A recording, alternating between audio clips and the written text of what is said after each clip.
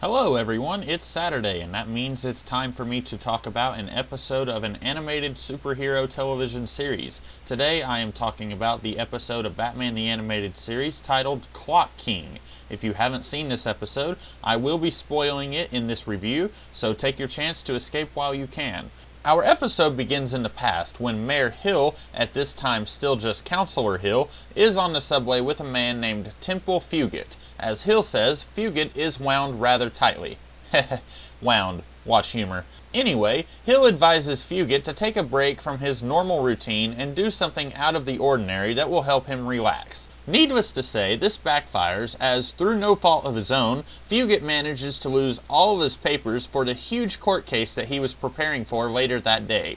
7 years later, Mayor Hill is trying to get re-elected, and Fugit is now back with a vengeance, trying to humiliate Hill in front of all of Gotham and eventually kill him as well. We find out Fugit believes that Hill deliberately sabotaged Fugit's life because Hill was working for the opposing counsel in the case that Fugit lost. Batman is able to stop Fugit from killing Hill, though Fugit escapes. Cue credits. This episode is widely considered to be one of the best of the series, and rightly so.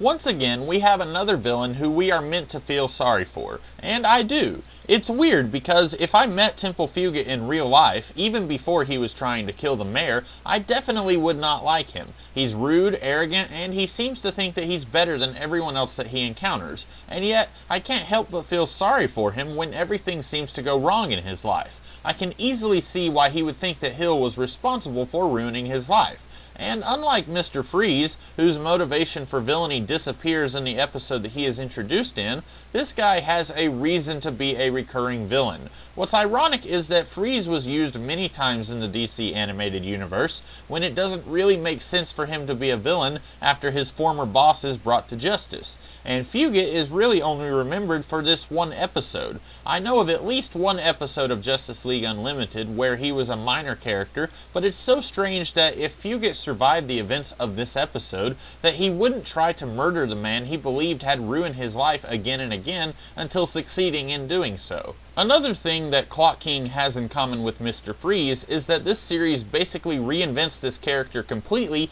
and everyone seems to love this version more than the one that came before. The Clock King of the comics was actually a Green Arrow villain from the 1960s, and I'm not even sure if he ever fought Batman before this episode. And also, like Mr. Freeze, this version of Clock King has sort of seeped back into the comic, supplanting the original version, in an arc of Teen Titans written by Sean McKeever. Granted, I believe this version of Clock King has since been replaced by a different version of the character, but still, it shows the staying power of this series if it is influential enough to redefine the comic books that it is based on in the first place. Of course, fans knew that this series was influential anyway, with Mr. Freeze being redefined in the comics to mirror this version of Freeze, as well as Harley Quinn being brought into the comics after appearing in this TV show. There are a few things about this episode that I wouldn't call them problems, but I would question them.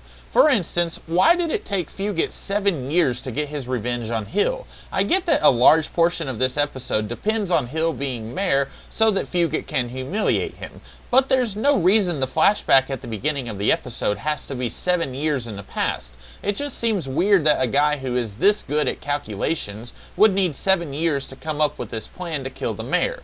Or, how about this? Why didn't Fugit take into account that Gotham is Batman's city, and he very likely would get involved if Fugit started targeting the mayor?